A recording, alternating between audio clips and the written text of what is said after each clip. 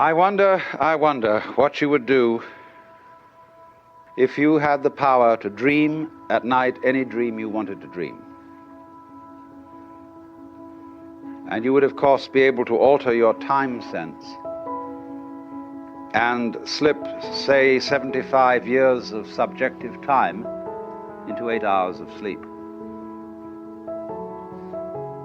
You would, I suppose, start out by fulfilling all your wishes.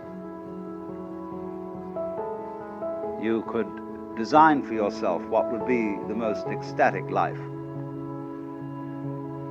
Love affairs, banquets, dancing girls, wonderful journeys, gardens, music beyond belief. And then after a couple of months of this sort of thing, at 75 years a night, you would be getting a little taste for something different. And you would move over to an adventurous dimension, where there were certain dangers involved and the thrill of dealing with dangers. And you could rescue princesses from dragons and go on dangerous journeys, make wonderful explosions and blow them up, eventually get into contest with enemies. And after you've done that for some time, you'd think up a new wrinkle to forget that you were dreaming, so that you would think it was all for real, and to be anxious about it, because it'd be so great when you woke up. And then you'd say, well, like children who dare each other on things, how far out could you get? What could you take? What dimension of being lost, of abandonment of your power, what dimension of that could you stand? You could ask yourself this because you know you'd eventually wake up. And after you'd gone on doing this, you see, for some time, you would suddenly find yourselves sitting around in this room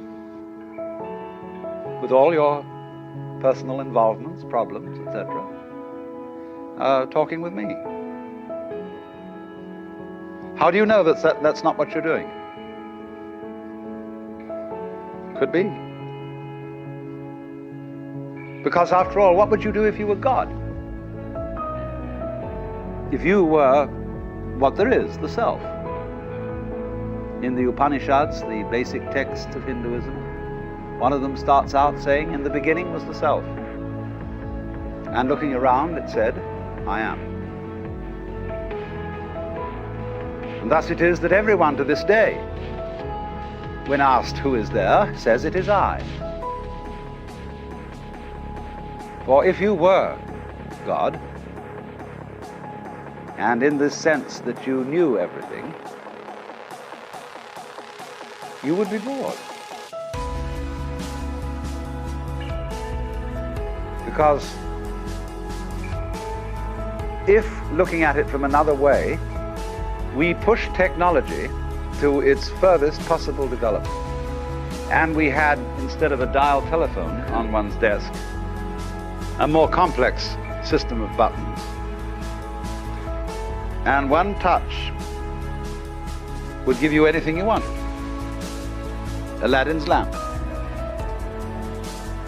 You would eventually have to introduce a button labeled surprise.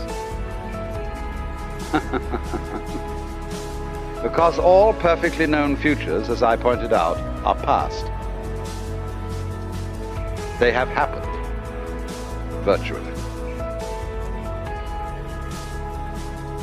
It is only the true future is a surprise. So if you were God, you would say to yourself, man, get lost.